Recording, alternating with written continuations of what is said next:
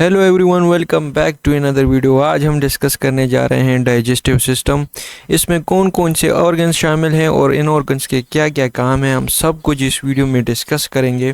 So video को आखिर तक देखते रहिएगा ताकि आपको समझ आ सके। So before discussing digestive system we must know about a digestion, यानी कि डाइजेशन क्या है। तो सबसे पहले हमें डाइजेशन के बारे में जानना ज़रूरी है।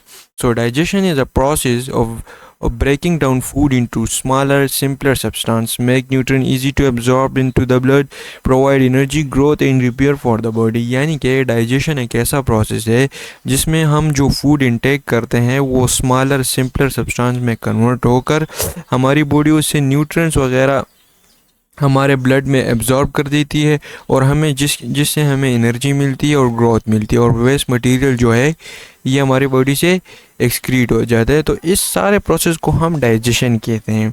अब इस डाइजेशन को कंप्लीट करने के लिए हमारे बॉडी में एक सिस्टम होता है जिसे हम डाइजेस्टिव सिस्टम कहते हैं। अब इस डाइजेस्टिव सिस्टम में कौन कौन से ऑर्गन्स आते हैं वो हम अब डिस्कस करने जा रहे हैं। So these are the organs which complete our digestive system, यानी कि ये 9 ऑर्गन्स हैं जो कि मिलकर काम करके हमारे डाइजेस्टिव सिस्टम को कंप्लीट करते हैं। सो अब हम वन बाय वन करके एक एक ऑर्गन को डिस्कस करेंगे। तो सबसे फर्स्ट जो आता है वो है माउथ। सो माउथ क्या है? माउथ जो है हमारे डाइजेस्टिव सिस्टम का फर्स्ट ऑर्गन है जो कि च्यू करता है, यानी कि हमारी फूड को च्यू करता है और इसमें सलाइवा मिक्स करता है। सलाइवा मिक्स करके स्टार्च की डाइजेशन करता है as written in the slide. सही है। फिर इसके अलावा जो हमारे माउथ में टंग होती है, टंग क्या करती है? वो हेल्प इन स्वॉलिंग फूड, यानी कि फूड को हमारे एसोफिगस की तरफ, जो कि सेकंड पार्ट है हमारे डाइजेस्टिव ऑर्गन का, उसकी तरफ पुश करती है। ठीक है। सो सेकेंड ऑर्गन जो हमारे डाइजेस्टिव सिस्टम का आता है वो है एसोफेगस। एसोफेगस क्या है? ये एक मस्कुलर ट्यूब है जो कि माउथ और स्टमक को कनेक्ट करता है, यानी कि माउथ के बाद जो फूड होगा वो स्टमक की तरफ आएगा। और ये ट्यूब जो होती है ये एक मस्कुलर ट्यूब होती है जो कि वेव लाइक मोशन करती है, जिसे हम पेरिस्टालिसिस कहते हैं।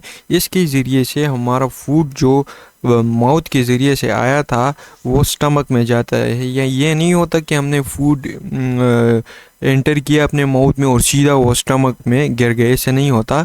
यानी आराम आराम से एक वेव लाइक मोशन करता है ये थिन ट्यूब, ये मस्कुलर ट्यूब, और हम फूड को जो है स्टमक की तरफ आराम आराम से पुश करता है।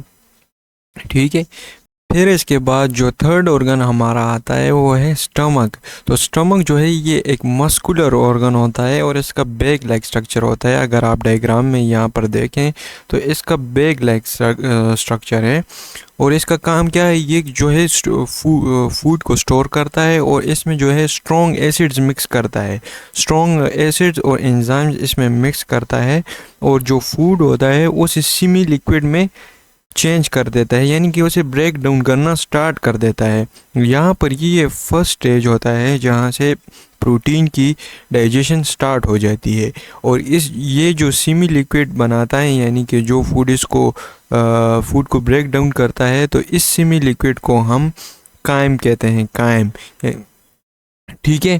फिर इसके बाद आता है लिवर। लिवर क्या काम करता है? लिवर बेसिकली ये one of the largest organ of the body है और इसका मेन रोल जो डाइजेशन में है वो प्रोड्यूसिंग बाइल, यानी कि एक केमिकल रिलीज़ करता है जिसे हम बाइल कहते हैं। और वो क्या करता है? वो बाइल वो हेल्प टू डाइजेस्ट फैट्स, यानी कि हमारे बॉडी में जितने भी फैट्स आते हैं उनको डाइजेस्ट करने के लिए बाइल बहुत ज़रूरी है। और ये ग्रीनिश कलर का फ्लूइड होता है। इसके अलावा जो सेकंड काम होता है हमारे लिवर का तो वह है remove toxins from the blood, यानी कि ब्लड की सफाई करता है। सही है। फिर इसके बाद आता है pancreas. So pancreas is one of the most important organ in our body और ये जो है प्रेजेंट होता है behind the stomach as seen in the diagram. अगर आप डायग्राम में देखें तो ये बिहाइंड द स्टमक प्रेजेंट होता है इसकी लोकेशन। और इसका मेन फंक्शन जो है वो रिलीजिंग एंजाइम जो कि हेल्प करते हैं हमारे लिपिड, प्रोटीन एंड कार्बोहाइड्रेट्स को डाइजेस्ट करने में। इसके अलावा जो इसका सेकंड रोल है हमारी बॉडी में वो है सिक्रीशन ऑफ इंसुलिन। इंसुलिन क्या है? इंसुलिन एक हार्मोन है जो कि हमारी बॉडी में ग्लूकोज की लेवल को मेंटेन रखती है, यानी कि हमारे शुगर लेवल को ज़्यादा या कम होने से बचाती है। ठीक है। इसके बाद जो हमारे पास ऑर्गन आता है वो है गॉल ब्लैडर। गॉल ब्लैडर जो होता है ये एक सेक लाइक स्ट्रक्चर होता है जो कि प्रेजेंट होता है बीनीथ द लिवर। अगर आप डायग्राम की तरफ देखें तो ये हमारे पास लिवर मौजूद है, ठीक है। और ये जो है ये वाला ये सेक लाइक स्ट्रक्चर ये जो है हमारे पास गॉल ब्लैडर है, और इसका मेन काम जो होता है वो है स्टोरेज ऑफ बाइल। बाइल को ये स्टोर करता है और उसे फिर इंटेस्टाइन में, स्मॉल इंटेस्टाइन में रिलीज़ कर देता है ताकि डाइजेशन हो सके। सही है। तो इसके बाद जो हमारे पास ऑर्गन आता है वो है स्मॉल इंटेस्टाइन। और स्मॉल इंटेस्टाइन जो है ये one of the longest organ है हमारे डाइजेस्टिव सिस्टम का, और इसकी जो टोटल लेंथ है वो है अप्रॉक्सीमेटली 6 मीटर। सही है। ये एक लॉन्ग कॉइल्ड ऑर्गन है, यानी कि इस तरह अगर आप डायग्राम में देखें तो ये कॉइल की तरह ऐसे हमारे बॉडी में जो है ये मौजूद होता है। और यहाँ पे मोस्टली जो हम लिपिड्स और प्रोटीन्स वगैरह हैं वो डाइजेस्ट होते हैं, और मोस्टली जो हमारी एनर्जी वगैरह होती है वो यहीं पर ही एब्जॉर्ब होते हैं थ्रू अ विली। अब विली क्या है ये हम आगे डिस्कस करेंगे, ठीक है। सो द विली क्या है? विली का फंक्शन यहाँ पे लिखा हुआ है, let's discuss. So villi is a specialized projecting structures known as villi are present in the small intestine. The villi themselves have even smaller hair-like projection on their surface known as microvilli. The villi have a good blood supply from capillaries which enable the absorption of nutrients from the gut wall into the blood.